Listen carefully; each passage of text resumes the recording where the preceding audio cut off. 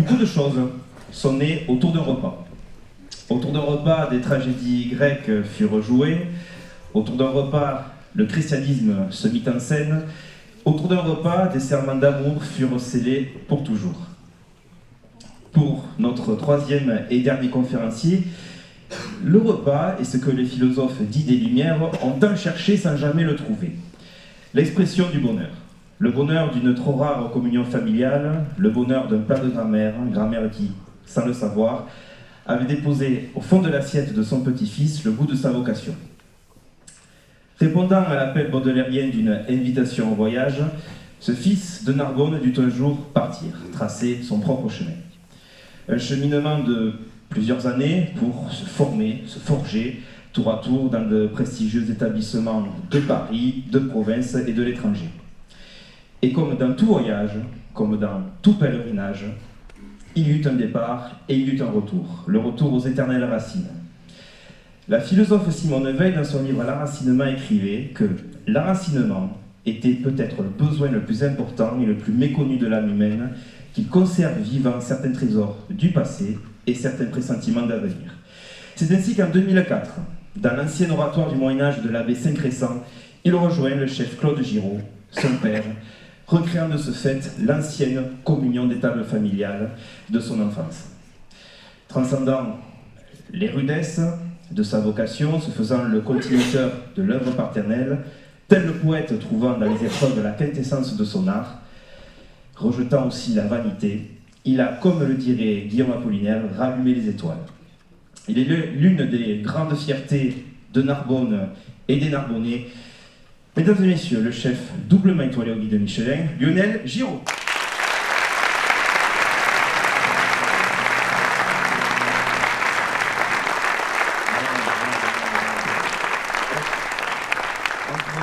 Incroyable déjà d'être passé derrière vous, parce que là ils ont mis tellement la barotte que je me sens un petit peu en difficulté. J'ai pas l'éloquence de Bertrand Malquier ici présent qui tient des oratoires incroyables.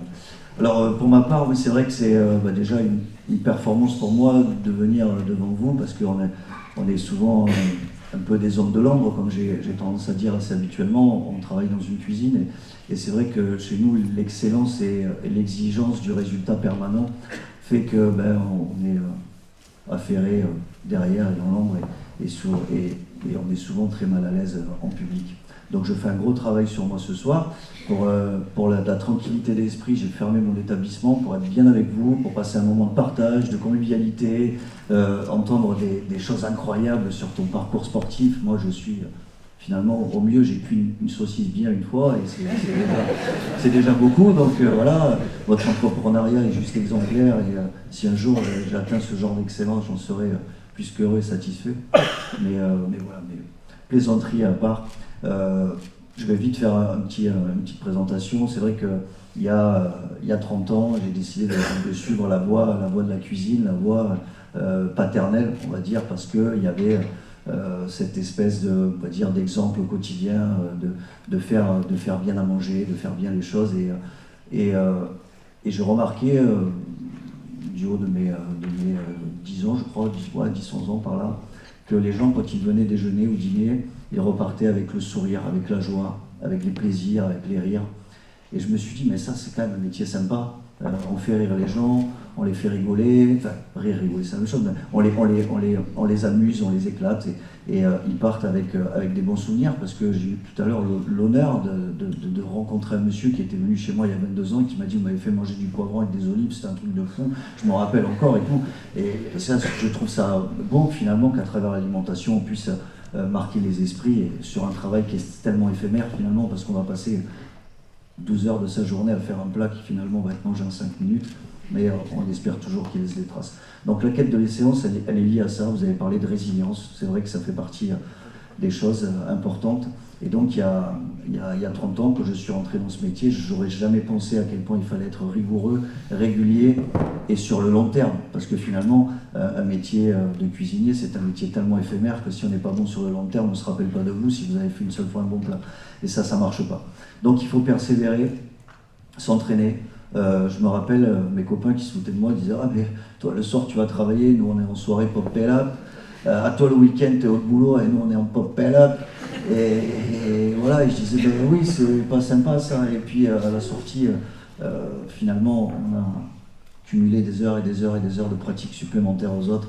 Et voilà, et quelques années plus tard, on se rend compte que ça n'aura pas été du sacrifice, ça aura été que du bénéfice. Et donc voilà, et après, il y a tout un tas d'étapes dans la vie d'un homme. Hein. Au début, on a un jeune cuisinier, on veut prouver, on sait qu'on sait faire un petit peu, qu'on a un peu le potentiel et un peu de don pour ça. Donc on persévère, on performe, et puis on rentre dans la grande cour. On rentre dans la cour de la compétition internationale, mondiale, quand on rentre dans les étoiles, quand on rentre dans la... Et là, on a une pression qui est différente. Donc la pression, tout à l'heure, vous disiez, pas celle qu'on boit, mais celle qu'on a envie de vivre. Moi, j'ai une autre anecdote, c'est que la pression, les guides qui nous jugent, ils la mettent dans les pneus, ça s'appelle le guide Michelin, entre autres. Et c'est vrai qu'il faut prendre un peu de recul sur ça, parce qu'on va avoir l'obligation d'avoir plusieurs casquettes. Parce que moi, je suis un chef entrepreneur, donc j'ai pas... je dis toujours, mes financiers principaux, ce sont mes clients, ce sont les gens qui viennent chez moi midi et soir, et je les remercie avec plein d'attention, liée peut-être à la performance de l'excellence, mais on ne l'atteint jamais parce que l'excellence d'hier, c'est pas celle de demain, et ni celle d'aujourd'hui malheureusement.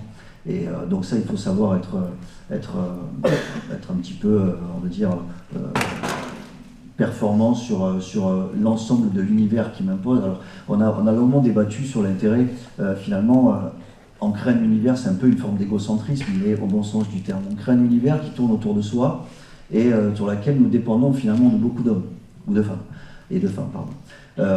C'est un fait certain, seul on ne peut pas faire grand-chose, sinon si vous venez faire à 5 entrées plat dessert chez moi, je pense que vous sortirez de table vers 2h du matin, parce que ça demande énormément de temps, d'énergie, et donc on est obligé à un moment donné, comme je disais tout à l'heure, de lâcher le volant. Et lâcher le volant, ça veut dire que vous mettez votre destin, c'est-à-dire le destin du jugement de l'autre, parce que quand on vient dans une table pour la première fois ou pour la 10e fois, et qu'on sait qu'il va se passer de bonnes choses, si vous êtes déçu, vous allez m'en tenir rigueur et vous ne viendrez plus jamais. Parce que c'est ce qui arrive. Des fois, les gens sont déçus pour une chose, une miette de pain qui est restée un peu longtemps sur la table, ça va déranger, ils ne viennent plus. La lumière est un peu trop agressive, pas assez cocon pour eux, ils ne viennent plus.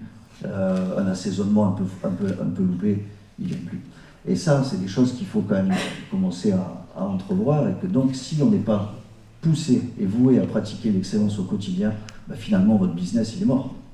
Non seulement vous dépendez de vos collaborateurs, que vous devez former, que vous devez amener à s'élever vers votre niveau d'excellence et d'exigence, vous devez satisfaire donc 2 fois par jour, parce que moi, c'est 2 services, donc c'est 2 matchs, 2 fois par jour, à chaque table et à chaque convive. Donc il faut que ça soit parfait tout le temps, pour tout le monde. Et ensuite, il faut faire aussi avec le goût de chacun, l'appréhension de chacun. Vous savez, des fois je parle avec des gens qui ont une 50aine d'années, et leur plat de référence, c'est les coquillettes, jambon, comté râpé. C'est génial, c'est super bon. Mais ça, c'est leur point de comparaison sur tout ce que je vais avoir accompli. Donc je vais leur faire 20 plats, ça va passer au-dessus d'eux, parce que finalement, ça les marque pas. Et si je veux gagner... à un moment donné, atteindre l'excellence dans la prestation que je vais leur donner, bah, il va falloir qu'à un moment donné, je trouve un consensus intelligent, avec une réflexion pour aller chercher son cœur, c'est-à-dire toucher son émotionnel, pour dire « Ah, j'ai passé un super moment ». Donc, dans la discussion, je me suis dit, la fois d'après, je vais lui faire un petit plat, avec un comté râpé, fumé, machin, et je vais le capter grâce à ça. Et donc, on a atteint un niveau d'excellence à ses yeux. Mais pour son voisin, le comté ne parle pas, et c'était peut-être, je sais pas moi, le coquillage, la moule frite qu'il mangeait en vacances avec ses parents. Et moi, il faut que je cadre à ça. Donc en fait, l'adaptabilité, elle est importante. Le développement logique finalement, qui est pour certains, ne l'est pas forcément pour soi, et ainsi de suite. Donc la quête de l'excellence, c'est quelque chose qu'on ne pourra jamais atteindre, il faut quand même se le dire. Même si on a des distinctions, même si on est en compétition en permanence. Parce que c'est vrai que, pour revenir au point tout à l'heure, quand on se met en compétition indirectement pour son entreprise, donc c'est aussi du commerce, donc du business, on se met aussi en compétition sur l'acte culinaire, donc c'est-à-dire celle de régaler ou de fabriquer une composition de repas qui va marquer les esprits à l'instant T. Et ensuite aussi être un bon gestionnaire, qui va permettre aussi à driver une économie interne, locale, qui va nous permettre de nous développer, d'amener un meilleur outil de travail pour être plus compétitif avec les collaborateurs, être un très grand formateur, bien évidemment un bon... tout à l'heure on cherchait le mot, je crois, hôte, c'est ça, quand on accueille les gens chez soi, c'est ça, c'est le mot.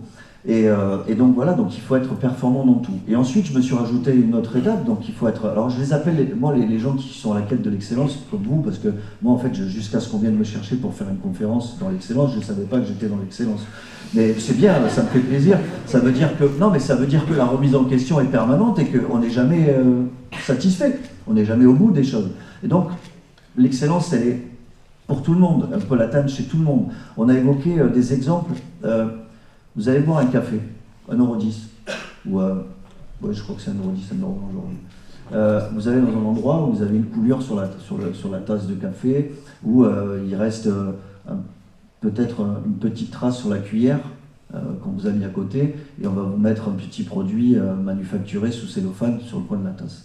Et à côté de ça, vous allez payer le même prix dans le même endroit. Vous allez avoir une mousse impeccable sur la tasse à café, pas une trace, la tasse à café d'un blanc ivoire immaculé, une cuillère hyper brillante, parce que la personne l'aura bien astiqué, et vous aurez un petit cookie fait maison, délicieux, à côté de la tasse, non pas manufacturée. Vous allez payer le même prix. Moi, pour moi, ça c'est l'excellence. Ça, c'est quelqu'un qui a mis du cœur à l'ouvrage, c'est quelqu'un qui a donné... Vous savez, la cuisine, c'est un acte d'amour, c'est un don de soi. Ben, quelqu'un qui fait bien les choses, on fait bien son travail, tout simplement bien son travail, c'est déjà la quête de l'excellence. Donc en fait, elle est possible chez tout le monde, c'est juste une histoire d'envie. Et ensuite, il faut aussi savoir vivre avec le jugement qui diverge par rapport à ça. Parce que quelqu'un qui ne va pas faire attention, va boire son café, va le poser, et ne va pas se rendre compte que vous avez fait une jolie mousse dessus, peut-être presque un petit cœur avec un joli lait légèrement empoisonné à température exacte pour ne pas dénaturer le goût du café. Il ne va pas s'en rendre compte. Donc pour lui, peu importe. Mais en revanche, celui qui va avoir le sens du détail va dire cette chose-là est excellente. Le barista qui est derrière le comptoir, il est extraordinaire. Et ça va devenir presque une motivation. On va se dire, bah tiens, si lui est capable de faire un café incroyable, pourquoi moi je ne serais pas capable. Et en fait, c'est ça. Ce que je veux dire par là, c'est que vous avez évoqué tellement de choses que je voulais dire. Finalement, vous m'avez spoilé, vous m'avez piqué toutes mes idées, mais c'est pas grave, je compose, je pars à l'aventure, je me jette dans la fosse au lion. Pareil pour vous, qu'est-ce que la résilience? C'est juste fou. Hein, on se casse le pied, on a une maladie, on y va, on y retourne, on n'a pas envie de baisser les bras. Bravo, chapeau. Je ne sais pas si je serais capable d'en faire autant. Peut-être j'en fais aussi, mais c'est pas grave. L'idée c'est ça, c'est de se dire voilà, à quel moment on se situe dans l'excellence, comment est-ce qu'on va y arriver, pour quelles raisons, et quelle est notre motivation de départ. Bon, en fait, c'est une satisfaction personnelle. Tout à l'heure, on parlait de l'égocentrisme. Ben, on a tous un peu d'ego, on a tous une motivation. Dans le public, je vois un ancien collaborateur à moi, je sais qu'il n'aime pas ça, il va se liquéfier là, le fait que je parle de lui. Mais c'était un cuisinier qui avait un potentiel et du talent. Et il est rentré dans le milieu de la cuisine parce qu'un jour, il est venu manger dans ma cuisine, avec son papa, pour ses 18 ans, je crois. 13 ans. Ou 13 ans. Ouais, tu vois, tu faisais déjà plus vieux. Et donc, à ses 13 ans, il s'est retrouvé dans la cuisine, table d'hôte. Voilà, je fais toujours une petite table. Pour l'anecdote, à l'époque, quand j'ai repris le restaurant familial en déclin, qui était en dépôt de bilan, le quartier était un peu en reconstruction. Et donc je suis venu aussi pour sauver mes parents d'un dépôt de bilan, parce que je me suis dit, bon ben voilà, allons-y, quoi, on va essayer, je ne suis pas plus bête qu'un autre, voilà, tenir un restaurant, c'est pas sorcier. Bon, après je me suis rendu compte que c'était plus sorcier que ça. Ben, ça dépendait comment on voulait le faire, soit on voulait le faire tranquille, à la cool, ou alors réintégrer la ville de Narbonne sur la carte du guide Michelin et d'autres grands guides. Mais ça, c'est un autre débat. Et donc, j'allais l'après-midi, flyer dans le quartier pour dire « Oh, je suis là, j'existe, ça a changé de propriétaire, entre guillemets, on fait des choses nouvelles, venez nous voir et tout. » Et il y avait beaucoup d'ouvriers. Et ces ouvriers-là, ils n'osaient pas rentrer parce qu'on avait fait un truc un peu chic, un peu cocon et tout. Et donc, il dit « Bah non. » Je dis « Bah si, venez, passez par l'arrière-cuisine. » Et donc, j'ai installé une table en plastique de jardin. Je me rappelle, parce qu'on n'avait pas de moyens à ce moment-là. Et j'avais pris 4 chaises un peu bancales et tout, et j'avais 4 ouvriers qui sont venus s'asseoir à la table d'hôte. Et je leur ai fait un petit menu, ça s'appelait le fricot du jour d'ailleurs. Je ne sais pas pourquoi on a appelé ça, mais c'était comme ça. Et Et donc, il mange super bien, et du coup, le bouche à oreille se fait, et donc de 4 sont passés à 6, puis 8, puis voilà, puis les jours se suivaient, et donc finalement, il nous faisait confiance sur ce menu-là. Et c'était donc un peu le démarrage, la reconquête, en fait, par la petite porte de cet établissement et de cette ville, parce que, vous savez, nul n'est prophète en son pays, et surtout quand vous êtes fils d'eux, oh là là.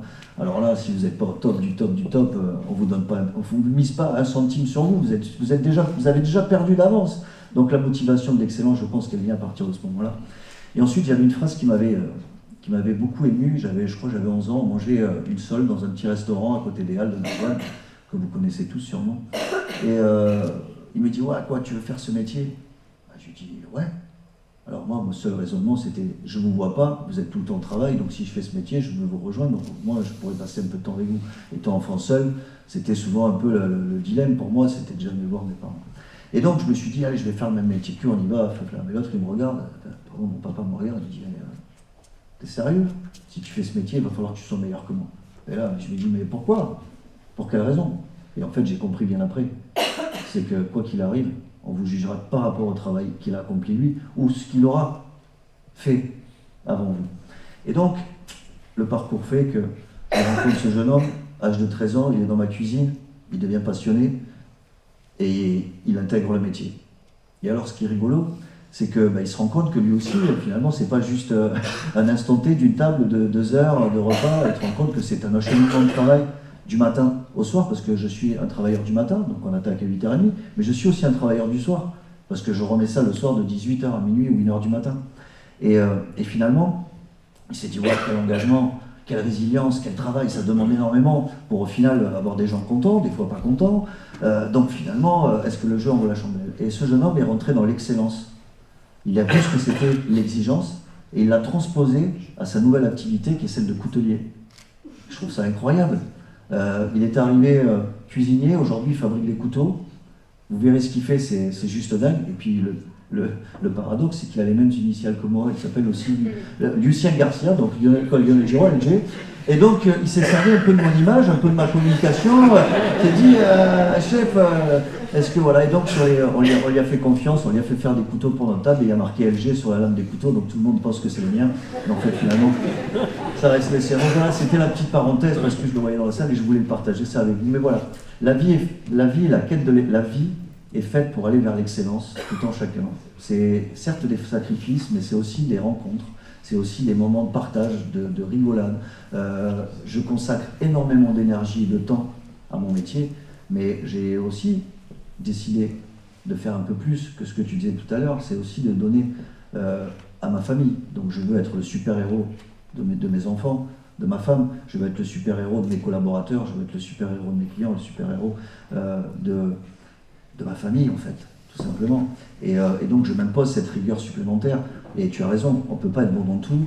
Et j'ai appris à mes dépens que ça demande une énergie considérable pour être un super ami, donc j'ai une vie sociale qui est très courte, finalement, voire inexistante. Mais elle me va bien comme ça parce que je suis quelqu'un d'assez réservé, d'assez timide aussi. Pour moi, c'est un effort.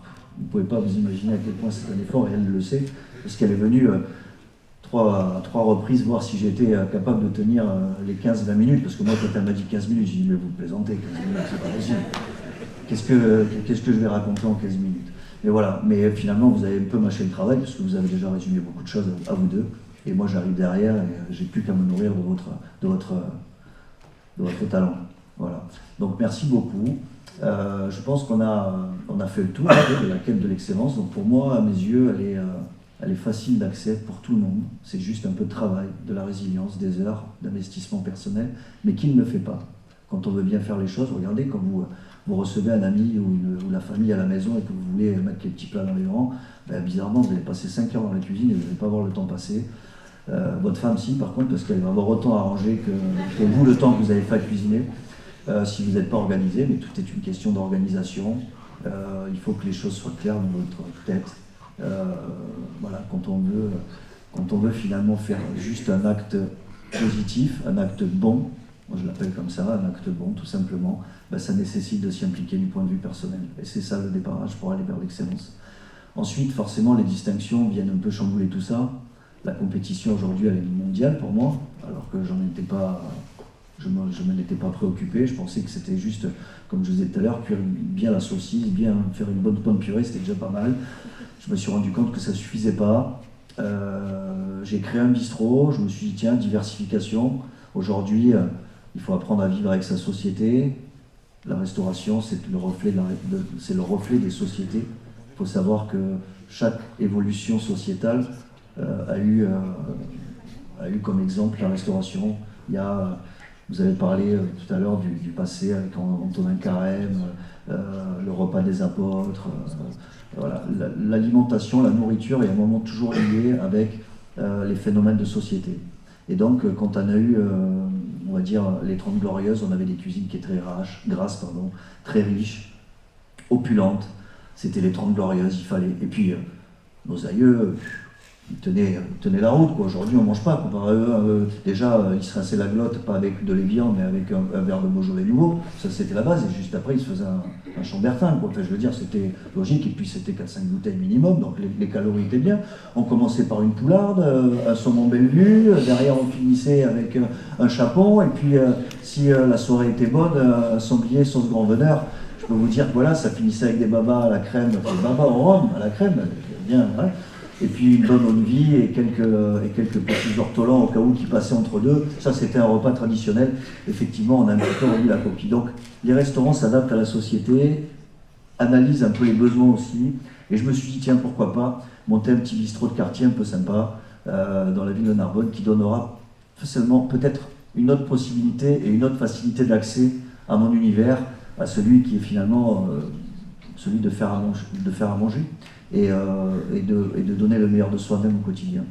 Et donc à partir de là, je me suis rendu compte que même de faire un bistrot, quand vous portez un nom et quand vous avez les distinctions, les gens ils viennent dans votre bistrot, mais alors il faut que ça soit au carré, hein, parce que sinon vous en prenez plein l'Instagram, le Google, le Facebook, le TripAdvisor, voilà. Et donc forcément vous vous remettez en question, et ça aussi encore une fois c'est une obligation d'aller vers l'excellence, parce que si vous voulez vivre tranquille, sans la critique d'autrui, parce que vous êtes quelqu'un qui travaille avec le cœur et que vous ne pouvez pas, ça ne peut pas vous passer au-dessus, parce que vous prenez tout ça avec une telle agressivité que finalement vous avez pensé avoir bien fait les choses, mais non, vous l'avez pas fait correctement, puisque cette personne n'a pas eu le pain à temps, parce que la cuillère n'était pas adaptée, parce que la lumière était trop claire, parce que le potage n'était pas assez chaud, et ainsi de suite. Tous ces petits détails font que ça va vous gâcher votre journée, même si vous avez eu 100 personnes contentes, il y a la seule personne pas contente qui va vous laisser le commentaire, elle va vous plier votre vie, et donc vous allez vous remettre en question, et le lendemain vous allez arriver la rage au ventre en disant ça plus jamais chez moi, et on va remettre le couvert. Et donc cette quête permanente fait que finalement vous êtes toujours à vouloir vous améliorer, toujours aller vers l'avant. Donc finalement, moi c'est pas une volonté d'aller vers l'excellence, c'est une obligation si je veux vivre tranquille avec moi-même. Ça c'est déjà un premier point. Donc vous voyez, on a tous un axe à l'excellence qui est différent. Hein, voilà. Et le jugement pareil, il est vu par rapport à un point de vue. Vous me regardez côté gauche, je suis sûrement moins joli que du côté droit, vous allez dire, tiens ce mec-là, il vaut rien, et puis vous allez dire, putain, il est pas mal finalement. Donc vous voyez, c'est toujours une histoire de point de vue, et même des fois, à l'unanimité, sur la même table, on peut retrouver deux commentaires différents. Une personne qui aura trouvé ce moment incroyable, et la personne d'en face qui aura juste trouvé le moment moyen ou bien. Et ensuite, il y a aussi votre capacité à venir avec l'envie de passer un moment. Parce que combien il y a de personnes qui arrivent déjà en faisant la gueule et en nous criant dessus avant même qu'on ait commencé à faire quoi que ce soit. Mais monsieur, pourquoi vous êtes vilain avec nous? Mais on ne nous a rien fait. Ma femme qui est à l'accueil, vous imaginez pas, on a changé la porte d'entrée. Alors il y a 5 ans, effectivement, on a fait des travaux. Et donc on a réorganisé un peu l'espace. Et la porte a changé, dis donc. Et ben, les gens arrivent et rentrent. Oui, c'est inadmissible, la porte a changé, vous ne trouvez pas, mais comment? Mais monsieur, c'est pas grave, en soi. Détendez-vous, on va vous faire passer un bon moment. Et ben non, le monsieur, jusqu'au 5e plat, il était fermé, colère, il voulait pas l'apéro, il criait après tout le monde, le serveur s'en est pris pour son grade et tout. Il faut savoir vivre avec ça aussi pour aller chercher l'excellence, vous imaginez? Donc voilà. Et ensuite, il y a la compétition maintenant qui est mondiale et la sortie du guide, pour en revenir à ce que je disais tout à l'heure. Parce que je m'éparpille, et ça c'est mon grand défaut. Quand on a beaucoup de choses à dire, vous savez, on ne sait plus vraiment où on en est. Mais là, le 31, donc lundi, c'est la sortie du guide. Vous avez vu la perle des 3 étoiles de Georges Blanc. Pour moi, c'est juste un moment de solitude, parce que je vais vous dire pourquoi. Parce que cet homme, pendant 41 ans, plus sa maman, plus sa grand-mère, ont montré l'exemple à nous, jeunes cuisiniers. C'était mes stars, c'était mes héros, je voulais être comme eux, j'avais envie de devenir ces gens-là. Et on lui enlève les étoiles parce qu'aujourd'hui, il ne colle plus avec le siècle dans lequel nous vivons. Il n'est pas vraiment instagrammable, bien que je trouve que c'est un très grand communicant. Il a 82 ans, et il travaille encore. Je crois que la retraite c'était à 64. Vous voyez, je n'avais pas toutes les informations. Mais donc ça veut dire que c'est un passionné qui compte pas ses heures, encore à 82 ans, qui est là au charbon, au turbin, qui a créé un village entier, qui a créé plus de 1200 emplois sur ce territoire-là, qui était sinistré. Parce qu'il faut voir où c'est situé. Enfin, c'est pas Narbonne à côté, on est nickel. Vous voyez. Donc non, il faut quand même rendre hommage aux gens qui ont contribué à finalement que nous puissions aujourd'hui arriver vers l'excellence, parce que c'est ces gens-là qui ont ouvert la voie. C'est ces gens-là qui nous ont montré la résilience, l'abnégation, la performance. Et donc, à la sortie du guide de lundi prochain, on est tous un peu comme ça, on peut perdre, mais est-ce que c'est finalement les distinctions qui fait qu'on sera des hommes excellents ou des femmes excellentes? Ou c'est tout simplement l'envie que nous avons au quotidien de nous lever en disant qu'est-ce que j'ai pas bien fait hier, qu'est-ce que je pourrais faire de mieux demain? Est-ce que c'est ça, pas ça la vraie question à se poser au quotidien? Que ce soit en tant que mari, en tant que papa, en tant que cuisinier, boucher, charcutier, mère, homme de foi, compétitrice, homme d'affaires. Je ne sais pas, tous les métiers que vous faites en fait. Si vous êtes là aujourd'hui, c'est que vous vous posez sûrement ces questions-là et que vous avez envie d'avoir les réponses, mais je pense que les réponses, on les a tous. C'est juste une histoire de volonté. Et si on a la volonté de réussir, si on a la volonté de faire autre chose de nos vies, voilà. Moi j'admire tous ces gens-là parce que je ne suis pas courageux finalement. Je me dis, il y a des jours où je me lève et je dis, j'en ai marre de faire ce métier, je veux plus. J'en ai marre d'accueillir des gens, je veux plus. Ils sont tous méchants avec moi. Voilà. Et puis 5 minutes après, je vois le sourire de mon fils qui me dit, papa, bonne journée. Et là je me dis, arrête de te plaindre, vas-y, fonce, et c'est très bien, tu vas passer encore une belle journée. Et c'est là où les plus belles rencontres se font, c'est sûrement dans ces moments-là, parce que je mets un point d'honneur aussi, ça aussi, je me mets des barrières pour aller à l'excellence, je me fixe des objectifs, je me fixe tous les jours l'obligation de saluer l'entièreté de mes clients qui viennent me faire confiance à venir manger à ma table. Ça veut dire, vous imaginez la disponibilité, je suis là depuis 8h le matin, je salue tous ces clients, je fais des mots, je me fais des tendinites, je fais des autographes et tout, je fais des tendinites, et puis des fois il y a des mecs qui oublient le papier que j'ai...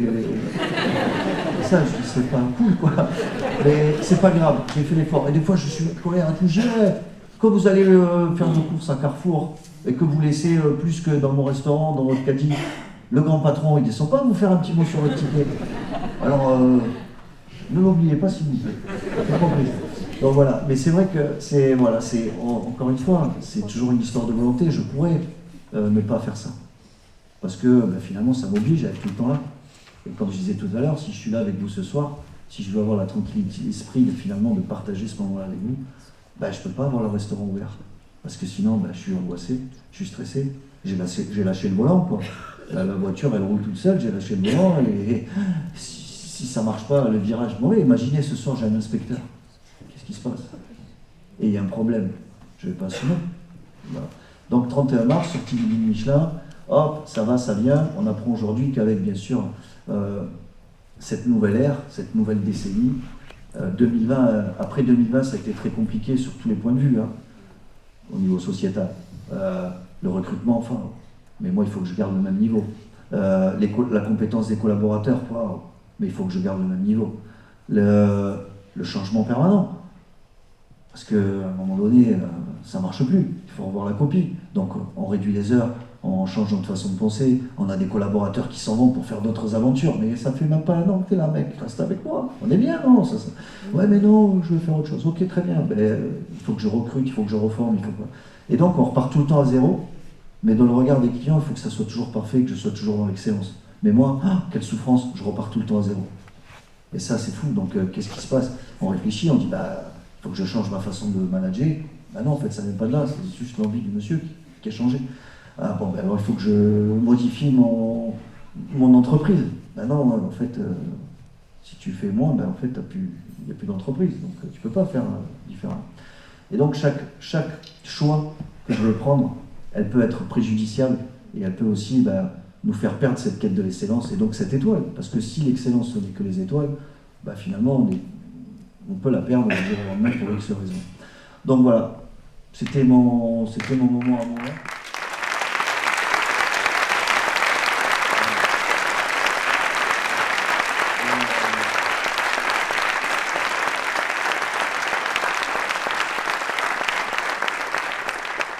Je ne sais pas si je fais un infarctus ou si c'est le contre-coup. J'ai un battement de cœur. Merci beaucoup pour tous ces applaudissements. Je ne suis pas loin de l'évanouissement.